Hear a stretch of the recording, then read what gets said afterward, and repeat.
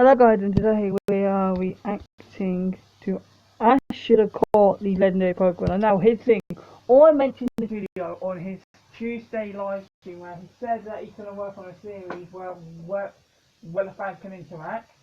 And you bet your ass, every single installment I'm reacting to it, and I'm going to comment of it. I'm going to comment after the reaction, and I'm going to try and get my comment on here.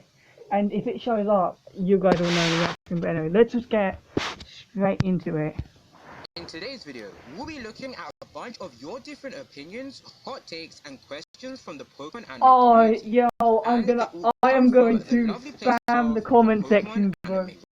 So, I'll be giving you my takes on all of them, no matter how wacky they might be. Okay. If you want to see me do more of these, be sure to let me know down in the comment section. And without further ado, let's get started.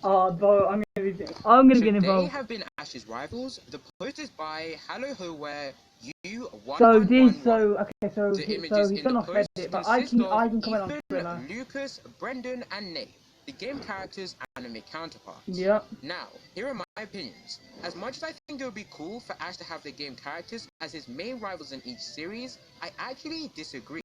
I wouldn't be against the idea of this.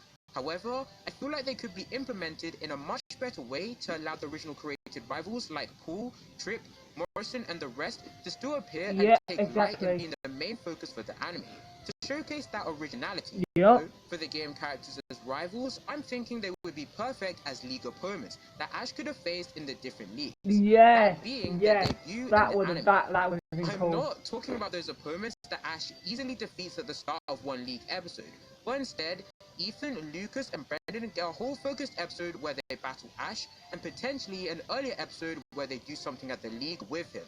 I think you guys get my that would be cool. Now, when it comes to Nate, the reason why I didn't say him here is because I believe that Hugh would be a much better rival to pick from if we're talking about game characters. Yeah, exactly. Firstly, Hugh would have been a better character than Cameron, and two, Hugh could have battled Ash in the Unova League and returned later on for the N arc, allowing his game story with his whole sister's Pokemon being stolen backstory to take place.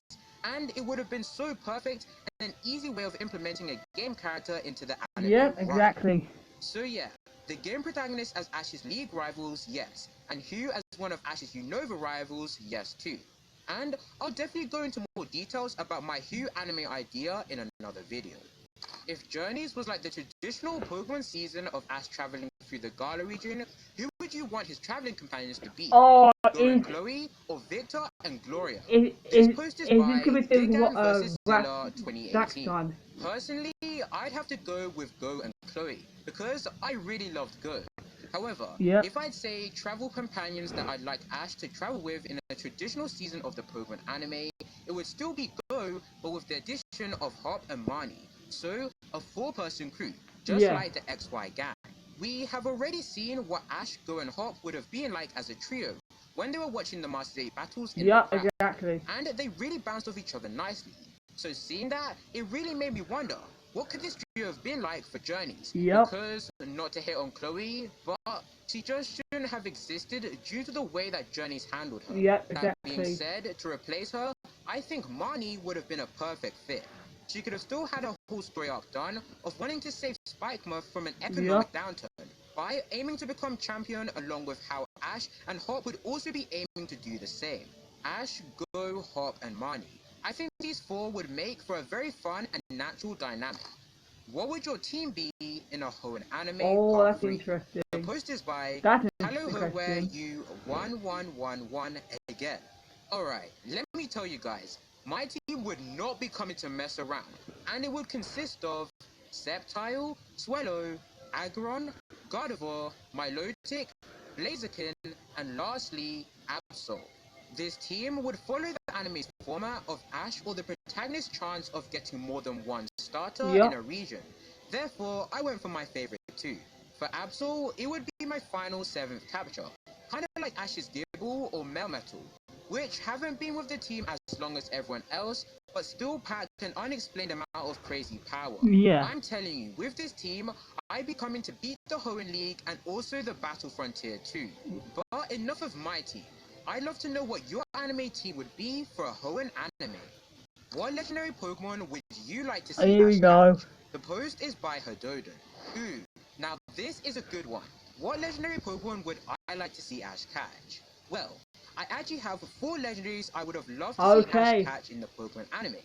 And I think I have some pretty good reasons for them. First up, we have Urshifu. Now Yeah, the reason why it's one of Urshifu my Bow. picks is because I think Ash getting a Kabu in Journeys would have been perfect, literally. When the Isles of Armor got revealed and we learned that the player would be training a Kabu of your own and helping it evolve into the 2 different Urshifu forms, it kind of just screamed Ash Ketchum Pokemon. Yup, I exactly. mean, you know, with him being a trainer who can easily get along with legendaries, and the fact that this legendary needed to be trained up, and just the whole theme of it being a special Pokemon, Yup. which Ash normally gets in most cases.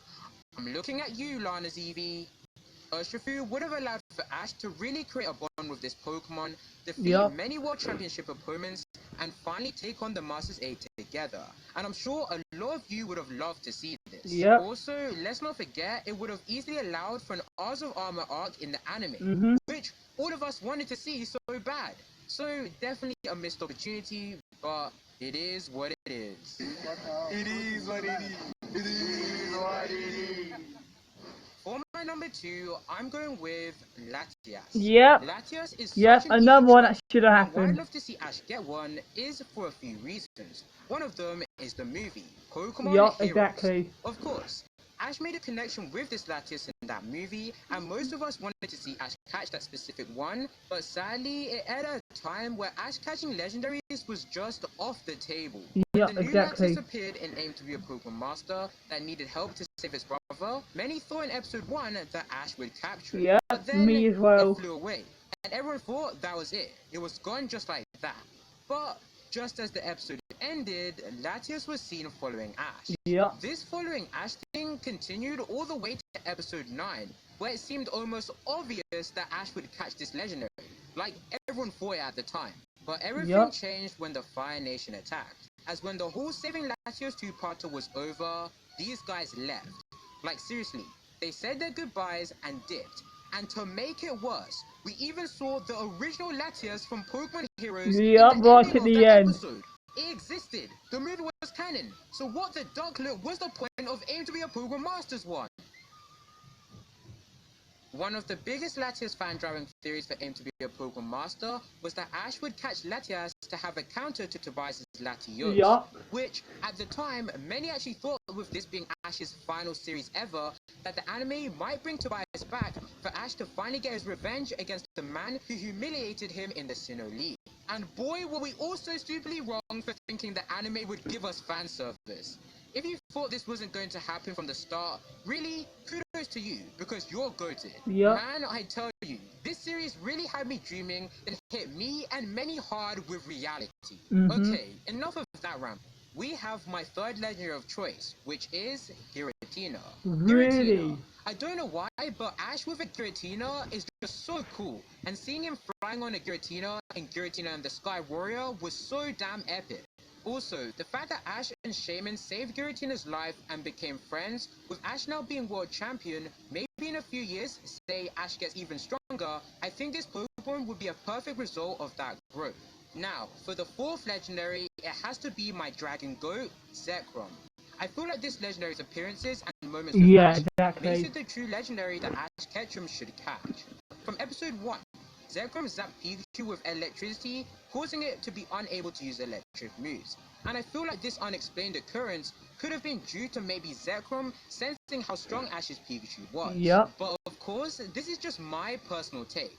Furthermore, with Ash fighting side by side with Zekrom in the Pokemon Black and White Victini movie, and N actually having interactions with Reshiram in the Black and White anime, with it accepting his request about Pokemon and humans living in a world where everyone can coincide, I feel like all of this leads to the Zekrom movie route being the true route for Ash Ketchum's choice. Yup, Everything exactly. just felt right seeing Ash and Zekrom fight alongside each other against Reshiram, ultimately to save Victini plus Indo Town.